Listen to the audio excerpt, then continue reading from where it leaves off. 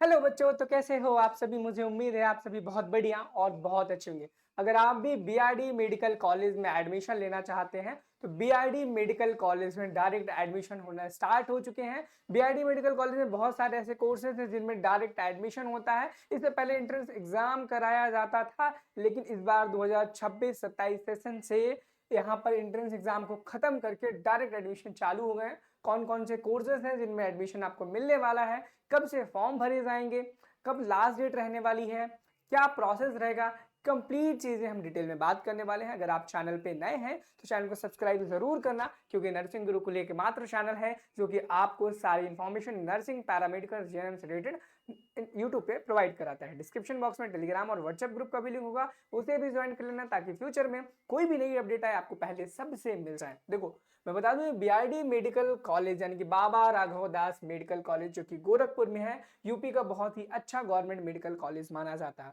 और एक बहुत ही अच्छे गवर्नमेंट मेडिकल कॉलेज से अपने ग्रेजुएशन की डिग्री या डिप्लोमा के कोर्स को करने के लिए अगर आपको बिना एंट्रेंस एग्जाम दिए मौका मिल जाता है तो इससे अच्छी बात कोई भी नहीं होती है। तो चलिए आज वीडियो में जानने वाले हैं कि ऐसे कौन कौन से कोर्सेज हैं जिनको आप इस मेडिकल कॉलेज से बिना एंट्रेंस एग्जाम दिए कर सकते हो, लेकिन इससे पहले आपको एंट्रेंस एग्जाम देना पड़ता था। मैं बता दूं इस कॉलेज से अगर आपको करना है तो आप दो तरीके के कोर्सेज में एडमिशन ले सकते हो और दोनों के बारे में डिटेल में मैं बताऊंगा। सबसे पहले वाला जो कोर्स है बच्चों, वो बैचलर्स कोर्स है। याद रखना यहाँ पर बैचलर्स और डिप्लोमा दोनों कोर्सेज में एडमिशन स्टार्ट हुए हैं, तो मैं दोनों की प्रॉपर इंफॉर्मेशन देने वाला हूँ, बस डिटेल में वीडियो को देखना। सबसे पहले हम बताएंगे यहाँ पर बैचलर्स कोर्स में, बैचलर्स यानी कि बीएससी बैचलर्स कोर्स में अगर आपको एडमिशन लेना है तो क्या प्रोसेस रहेगा।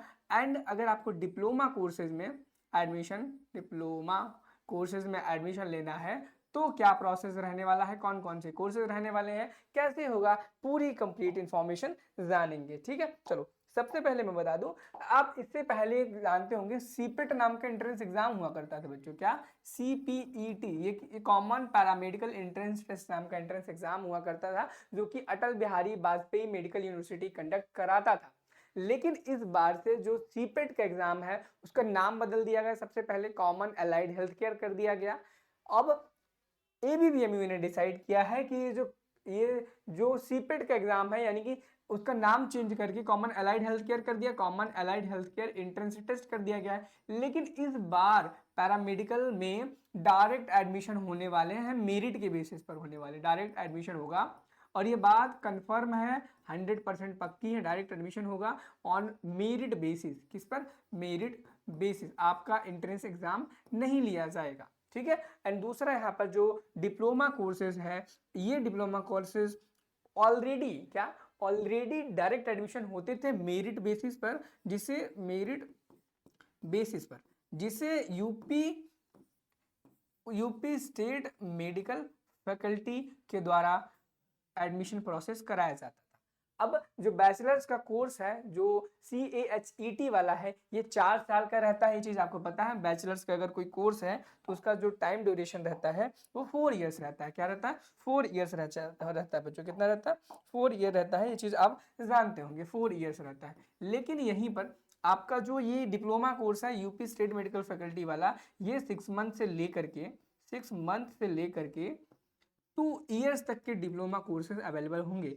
और इनमें से सबसे खुशी की बात क्या है पता है आपको? ये जो बैचलर्स वाला डिप्लोमा कोर्सेज है, इसके जो फॉर्म है वो जारी हो चुके हैं। क्या हो चुका है बच्चों? डिप्लोमा के जो बैचलर्स के कोर्सेज हैं उनका जो फॉर्म है वो जारी हो चुका है। लेकिन सॉरी, डिप्लोमा नहीं, बैचलर कोर्सेज के जो फॉर्म है वो जारी हो चुके हैं। और जो डिप्लोमा के कोर्सेज हैं वो अभी जारी नहीं हुए, बहुत ही जल्दी वो भी जारी होंगे। और जब भी जारी होंगे नर्सिंग गुरुकुल के प्लेटफॉर्म पर ही आपको बताया जाएगा। तो चलिए मैं बता देता हूं कि आपको अगर बैचलर कोर्सेज करने हैं पैरामेडिकल के और फॉर्म अप्लाई करना है तो कहां से करना है, कैसे करना है, कौन कौन से कोर्सेज में आप कर सकते हैं। ठीक है, चलिए सबसे पहले आपको एबीवीएमयू की ऑफिशियल वेबसाइट पर आ जाना है बच्चों। कहां पर आ जाना है? अटल बिहारी वाजपेयी की ऑफिशियल वेबसाइट को आपको सर्च कर लेना है। जैसे आप सर्च करके यहां पर आएंगे तो आपको देखने को मिलेगा कि यहां पर नीचे पोर्टल बना हुआ मिलेगा यहाँ पर, common allied health care entrance test CAHET। इस पे जैसे ही आप क्लिक करेंगे तो आपके सामने यहाँ पर पोर्टल बन के आएगा। ध्यान देना, ये common allied health care entrance test है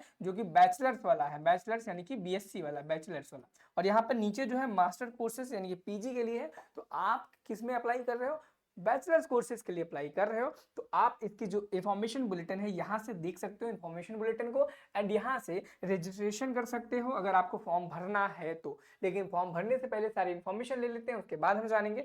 सबसे पहले मैं बता दूं, यहाँ पर क्लियरली लिखा गया है ABPMU से संबंध समस्त सरकारी एवं प्राइवेट अलाइड एवं हेल्थ केयर महाविद्यालयों एवं SGPGI Lucknow, KGMU Lucknow and UP में सफाई के लिए ये रहने वाला है। यानी कि अगर आपको यूपी से पैरामेडिकल का कोई भी बैचलर्स कोर्स करना है जो KGMU, SGPGI, UP में सफाई से एफिलेटेड कॉलेज, चाहे सरकारी हो चाहे प्राइवेट हो चाहे कोई महाविद्यालय है, उनसे करना है, तो आपको ये CAHET का जो ये एडमिशन प्रोसेस है उससे होकर के गुजरना पड़ेगा। आपको फॉर्म भरना पड़ेगा और उसके बाद मेरिट बनेगी, काउंसलिंग होगी, तब जाकर के आपको कोर्स प्रोवाइड किया जाएगा। अब हम देख लेते हैं कौन कौन से कोर्सेज आपको मिलने वाले हैं, कितनी फीस लगने वाली, सारी चीजें डिटेल में। सबसे पहले यहाँ पे देखेंगे पहला कोर्स है bachelor of medical laboratory science यानी कि BMLS जिसे हम बोलते हैं BMLS। ये बहुत ही बढ़िया कोर्स माना जाता है। And bachelor of optometry BOPTOM,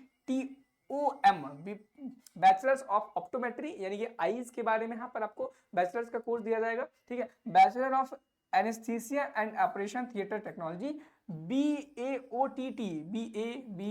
BAOTT course का नाम है। ठीक है, अगला है bachelor of medical radiology and imaging technology BMRIT।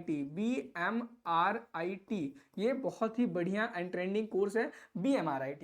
And अगला है bachelor of audiology and speech language pathology. ये भी बढ़िया कोर्स है लेकिन थोड़ा सा कम डिमांड में रहता है। तो आगे बात करें बैचलर ऑफ फिजियोथेरेपी जिसकी बहुत ज़्यादा डिमांड रहती है। इसको करने के बाद आप अपने नाम के आगे डॉक्टर भी लगा सकते हैं, जिससे आप फिजियोथेरेपिस्ट डॉक्टर अपने आप को बोल सकते हैं। क्या बोल सकते हैं? फिजियोथेरेपिस्ट डॉक्टर बोल सकते हैं। BPT कोर्स बहुत ही आसानी से कर सकते हैं। आगे bachelor of occupation therapy BOT, क्या BOT है, bachelor of radiation therapy technology BRTT है। ये 8 टोटल कोर्सेज हैं जिन्हें आप बिना किसी एंट्रेंस एग्जाम को दिए कर सकते हैं।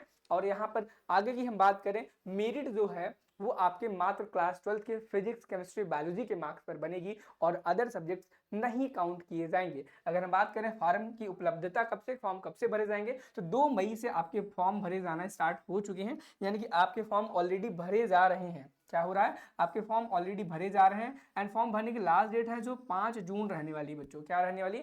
फॉर्म को भरने की जो लास्ट डेट है वो 5 जून रहने वाली है।